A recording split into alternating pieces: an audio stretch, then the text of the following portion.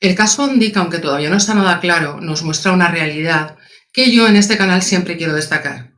Cómo detrás del cartel de psicólogo o de una supuesta terapia se esconden prácticas oscuras y peligrosas. Nadie, por mucho poder o dinero que tenga, está libre de caer en las manos de gurús y de falsos terapeutas camuflados tras un título.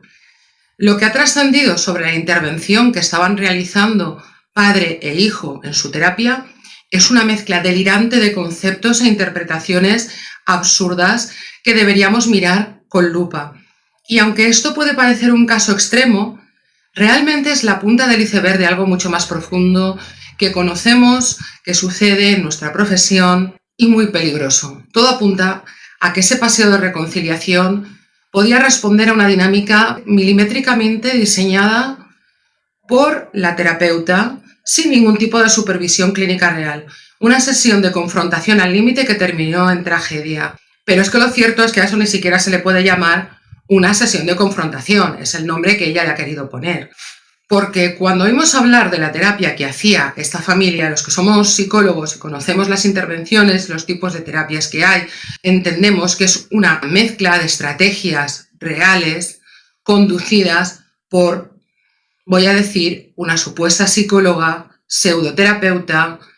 y hasta nos suena a charlatanería. Para que os hagáis una idea, es como decir que la carne se planta en el campo y que es de color amarillo. Pero lo cierto es que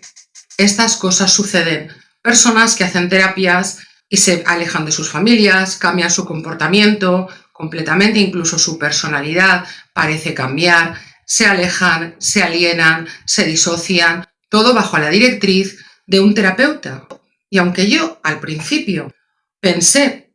que efectivamente todas las cosas que me han salido a la luz, como los WhatsApps o las intervenciones que relató la terapeuta, efectivamente podían entrar dentro del contexto de lo que llamamos una terapia familiar, lo que la intérprete ayudante de la terapeuta ha contado, que se preparó ese paseo y que fue una situación límite, sin control por parte de la terapeuta, pero promovida por ella, lleva a pensar que aquí hubo una desgracia muchísimo mayor de lo que ya fue la muerte de Isaac Andic. Todos pensamos lo mismo al ver este caso, mucha gente me lo ha dicho. Yo lo habría visto venir, a mí no me pueden engañar, ¿cómo se pueden dejar engañar por este tipo de falsos terapeutas o psicólogos? Yo habría salido corriendo de esa consulta a la primera de cambio y paradójicamente esa sensación de invulnerabilidad es justamente la que nos deja completamente desarmados, sobre todo porque cuando se acude a este tipo de terapias hay un sufrimiento, hay una cierta desesperación y hay una necesidad de resolver los problemas porque uno no sabe. Así que, como debe ser, se dejan en manos de quien creen que es un profesional con experiencia y mucho más en este caso que la madrastra de Jonathan Andic introdujo a la terapeuta dentro de la familia por ser alguien conocido como de prestigio, aunque luego no estuviera colegiada. Imagina por un momento que entras en una consulta y te sientes completamente perdido. En la primera sesión se siente que por fin alguien te comprende, que sabe en qué consiste tu dolor y además te dice que efectivamente esto tiene solución y que te va a ayudar. Y tú lo vives con ilusión. Poco a poco el terapeuta se va deslizando sobre el problema real, pero además va detectando cuáles son tus vulnerabilidades. Si el perfil de esta terapeuta es como parece que es, o este tipo de terapeutas, lo que hacen no es nada distinto a lo que haría cualquier personalidad narcisista o límite, manipuladora, en definitiva. Desde el pedestal y desde la situación de poder que todos los psicólogos sabemos que se tiene cuando uno está ejerciendo. De este modo, se secuestran los procesos cognitivos y emocionales porque anulan tu juicio crítico. Después del segundo paso que ya os he contado, viene el tercero. Cuando empiezas a cuestionar, te hacen ver que tienes resistencias, que no quieres favorecer el proceso, que algo dentro de ti se ha movido y te ha molestado y te van dirigiendo hacia esa destrucción. Por lo tanto, personas altamente inteligentes, con éxito y con recursos infinitos como los Andic, caen en estas redes porque el anzuelo no apela a la razón, sino a la necesidad humana de encontrar alivio. Ellos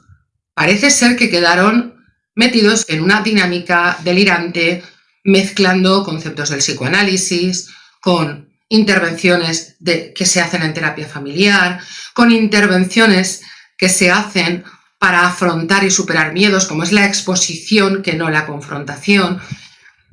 Y les sonaba a que esta señora sabía lo que estaba haciendo y que estaban haciendo una terapia real. Porque si algo saben hacer este tipo de personas es manejar el vocabulario general de la psicología que un poco todos conocemos, dar una imagen de expertos que saben lo que están haciendo, desde incluso el cariño, la cercanía, son maravillosos, imponiendo autoridad, acompañándoles, generando una dependencia brutal y esa sensación de que nadie como ellos los va a comprender y que nadie como ellos sabe cuál es la solución a los problemas. Es factible que lo que ocurrió en Montserrat fuera un tremendo accidente, voy a decir, dentro de una teatralización promovida desde una terapia que terminó en la caída del señor Andic y que Jonathan entrara en un estado de shock tremendo y no se haya atrevido tampoco a contar lo que ocurrió porque sabe que si lo dice le van a condenar seguro, aunque su intención real no fuese tirar a su padre perfectamente. Y es extraño, debo deciros que por desgracia no es extraño y hay que tener cuidado a la hora de seleccionar a los terapeutas, pero sobre todo cuando ya estás en terapia, porque de entrada no puedes saber si quien tienes delante es un manipulador, es un narcisista, es un monstruo disfrazado de buenismo y de psicólogo que te quiere ayudar y detrás de un nombre y de unos títulos, da lo mismo que esté colegiado, que no esté colegiado. Lo fundamental es saber que una terapia no tiene que llevarte nunca a cambiar sustancialmente, ni alejarte de tus amigos, ni alejarte de tu familia, ni alejarte de tu pareja, ni promover actitudes que te lleven al límite, ni intervenciones que te lleven a asumir ningún tipo de riesgo. Es decir, que si tienes miedo a asomarte a una ventana y un terapeuta te dice que te pongas en el alféizar de pie resistiendo el caerte, ya sabes que eso no es una buena terapia, eso es una barbaridad. Y con esto queda bastante claro el poder que puede llegar a tener un psicólogo o un terapeuta, pseudoterapeuta, pseudocientífico, e incluyo a médicos, pseudomédicos, con recetas mágicas para la solución a tus problemas, hasta dónde te pueden llevar y algo que estamos viendo desde hace muchos años en la práctica, que no solamente es el intrusismo profesional, sino que tenemos compañeros que por desgracia manipulan a los pacientes para que continúen yendo a las sesiones en vez de conducirlos hacia ser más independientes, más autónomos y así continuar, no solamente ganando dinero, sino alimentando sus propios egos y su propia fama. Parece que este problema ha salido a la luz en forma de un presunto homicidio inducido. Si os ha gustado este análisis, más bien esta explicación sobre qué ocurría en el caso Andic, que es bastante complicado y lo explicaré en más vídeos, os pido que me deis vuestra opinión, lo dejéis en los comentarios, que os suscribáis y que me apoyéis para que pueda continuar con el canal, que me está costando mucho, ya lo sabéis.